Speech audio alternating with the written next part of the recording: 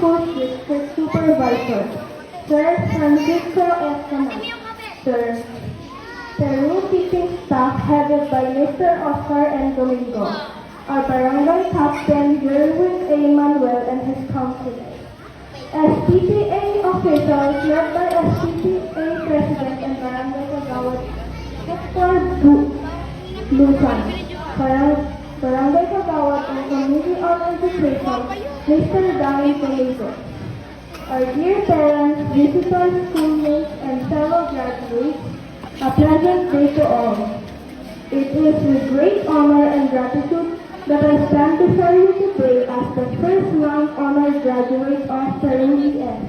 Although we have already finished our very unique and memorable municipal graduation program on May 29 at the Natalgad Gym that accommodated more than 700 graduating class of 2024 in both Lasam West and Lasam East districts, graced by our school's division superintendent, Sir Reynante G.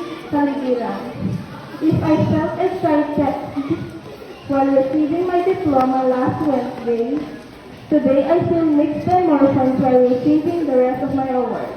4 years ago, the outbreak of COVID-19 pandemic caused me and my grandparents to rapidly go home here in Lasam.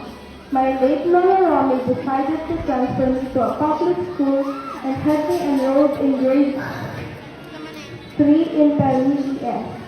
As what I thought, everything was temporary and it would be back to normal life soon. But since my Lola passed away, we remained in this place, and Peru Elementary School became my alma mater. That's why my success today ay inaalay ko hindi lamang sa aking mommy, lola at uncle, but also to my great Lola in heaven. Thank you, Lola, and I miss you so much. After leaving the high-paid private institution in Manila, I admit that I could hardly adjust to my new environment, but then I began to accept of being in the public school. I enjoyed mingling with my good-natured classmates and friends. The many of them are industrious, ambitious, and determined. I have also appreciated our skilled, dedicated, and committed teachers in Peru Elementary School who always maximize their time and effort in teaching us and helping us develop our talent. Our graduation day is a significant event for all of us because we have just ended an episode in our life, the elementary school life. But it is also a milestone that marks the new chapter of our life. We have just accomplished the beginning. Yes, our graduation is the first of the series of accomplishments that we will surely achieve with the guidance of our parents and people around us. And these graduates will face more responsibility and more opportunities as we try to keep going and attain goals in terms of aspirations and life desires. We, graduates of 2024, are inclined to the theme Kabataan Pilipino para sa matatag na kinabukasan ng bagong Pilipinas. This reminds us more of Dr. Jose Rizal's teaching, ang kabataan ang pag-asa ng bayan. Sa tayong mga kabataan ang inasahang magpagulog ng kinabukasan ng ating bansa. May I ask you, my fellow graduates, kaya ba natin itong gawin? Kayang-kaya! Of course, kayang-kaya natin. To my fellow graduates, we are about to start a new chapter in life. We are presented with new choices and thousands of possibilities of what we can become sometime in the future. And if we have an aim, a goal, we need to be focused on it or else we will be distracted. Kailangan natin magsikap at maging masipag bilang mga anak, mag-aaral upang tayo'y magtagumpay. We must have self-confidence, strong determination, and faith in God. Hence, there is no reason why we should fail in our future undertakings. Of course, we will not have been able to reach this stage without the people who have helped us and who, without any reservations, and expect nothing in return. To them, we owe a lot of gratitude. To our dear teachers and facilitators of our learning from kinder to grade 6. Ma'am Lerma, Ma'am Rosel, Ma'am Michelle, Ma'am Julita, Ma'am Mariana, Ma'am Lerma, Sir Eddie, Sir Michael, Sir Rogelio, Ma'am Ana Ruth, our grade 6 advisor, and especially to our very supportive and active head teacher, John Carl and Domingo, and our administrative officer, Ma'am Michelle P. Moore. We owe so much to you. Thank you so much for instructing us. You taught us not only the lesson in the book, but also lessons in real life. We really thank you and salute you and praise our alma mater.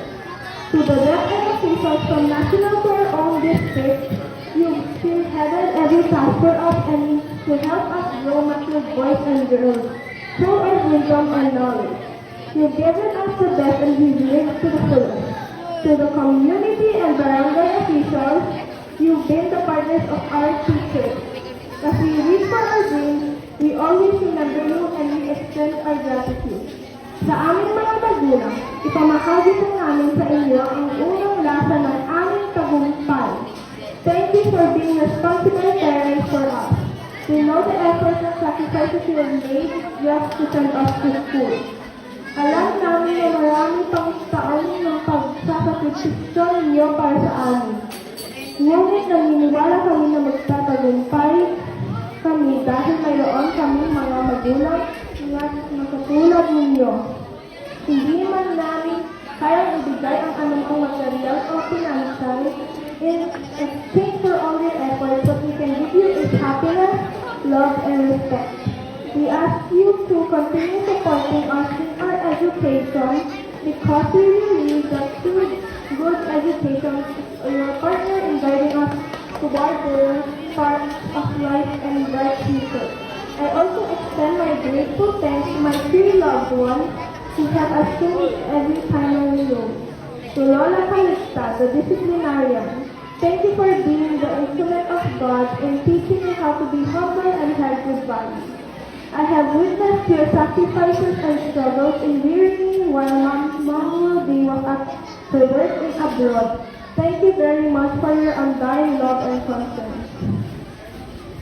To my mommy Ruby, the provider, thank you very much for bringing me to this world. I owe so much from you.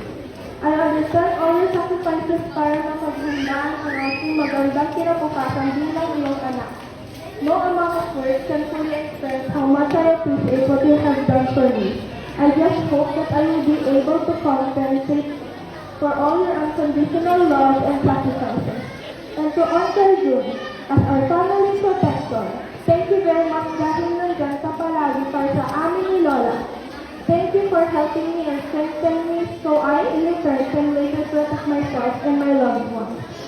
To our younger brothers and sisters, may you grow in wisdom and in good faith to God and man. Lagi natin isa-isip ng pinaka-epektibong pamamaraan upang makatulong tayo sa pag-unlad ng ating bansa ay ang pag-aaral natin mabuti at laging pagsunod sa pagandahang asal. Continue the journey of life. Thank you for all the good fun, brotherhood, and camaraderie. Always remember we are a good news. Once again, good day and God bless. Thank you.